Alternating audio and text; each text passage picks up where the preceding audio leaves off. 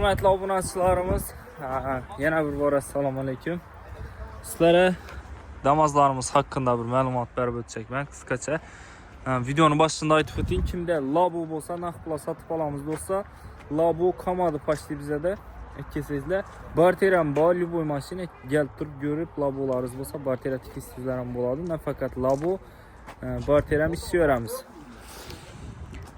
Xo'sh, qiziqli mashinalardan bunda 25 damazimiz bor.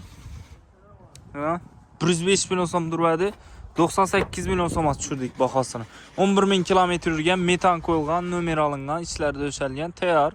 11 ming kilometr yurib turibdi. Kraskasini 100% garantiya. Xo'sh, 7 milyon so'm bilan 22-yil damazimiz bor, 90 ming kilometr yurib turibdi. Metan gazlari bor. 7 milyon bilan chiqadi. Plus oformleniyasini pulak kelasa oylik 2 milyon 800 ming so'mdan chiqadi. Bir anda az damazımızı ko'rib turibdilar, savdosi o'xshasa qo'yib beramiz buni. 11 milyon bilan mana damazımız bor.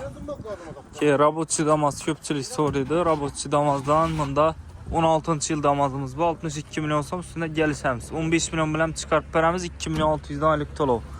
19-yil damaz 4 milyon bilan aksiyada turibdi.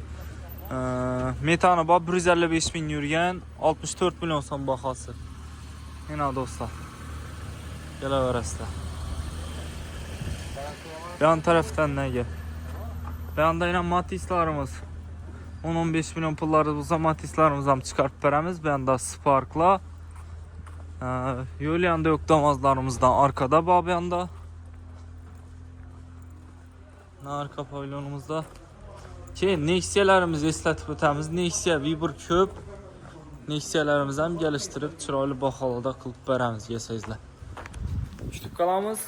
Mashinalarimiz bo'lsa, kelsangizlar, sotib olamiz, sotib beramiz.